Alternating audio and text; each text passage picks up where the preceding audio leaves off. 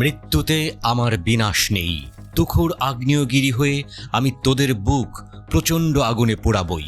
প্রয়াত হামাস নেতা ইসমাইল হানিয়া যেন এই বার্তাই দিয়ে গেছেন, তার মৃত্যুতে আরও উজ্জীবিত গাজার প্রতিরোধ যোদ্ধারা।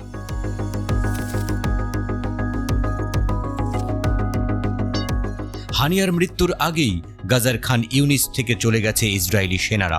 ইসরায়েলি প্রতিরক্ষা বাহিনী দাবি করছে তারা তাদের অভিযান শেষ করেছে, কিন্তু আসলেই কি অভিযান শেষ করতে পেরেছে, নাকি হামাস তাদের পালাতে বাধ্য করেছে?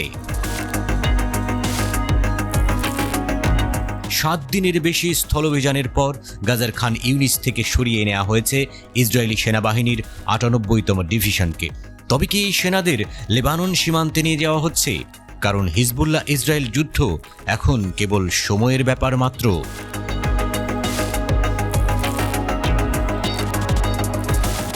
আইডিএফ দাবি করেছে তাদের সেনারা এই সময়ে খান ইউনিসে 150 জনেরও বেশি ফিলিস্তিনি প্রতিরোধ যোদ্ধাকে হত্যা করেছে, সুড়ঙ্গ ধ্বংস করেছে এবং সেখানে হামাসের অবকাঠামো ধ্বংস করেছে।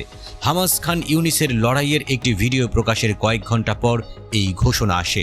আল জাজিরা জানিয়েছে, আইডিএফ খান ইউনিস থেকে সরে যাওয়ার পর বাস্তুচ্যুত ফিলিস্তিনিরা পূর্ব খান ইউনিসে ফিরে আসছে এবং সেখানে 20টি মৃতদেহ পাওয়া গেছে। আইডিএফ দাবি করেছে ইসরায়েলি সেনারা খান ইউনিসে গুরুত্বপূর্ণ হামাস কমান্ডারদের হত্যা করেছে।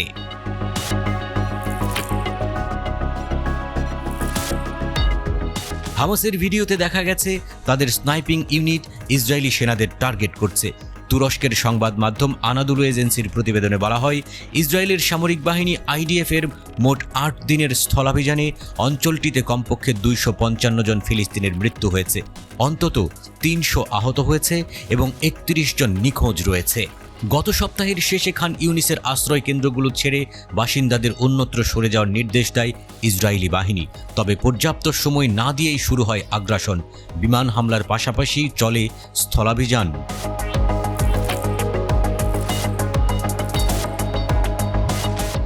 যুদ্ধের 10 মাসে প্রায় পুরো গাজায় ব্যাপক ধ্বংসযজ্ঞ চালিয়েছে ইসরায়েলি বাহিনী। এছাড়া গত কয়েক সপ্তাহ ধরে এমন কয়েকটি এলাকায় নতুন করে আক্রমণ শুরু করেছে যেখানে তারা আগেই হামাসকে নির্মূল করার দাবি করেছিল। হাজার হাজার ফিলিস্তিনিকে তাদের বাড়িঘর খালি করার নির্দেশ দেওয়া হয়েছিল। এতেই প্রমাণিত হামাস বারবার সংঘটিত হয়ে ফিরে আসছে এবং প্রবল প্রতিরোধ করছে।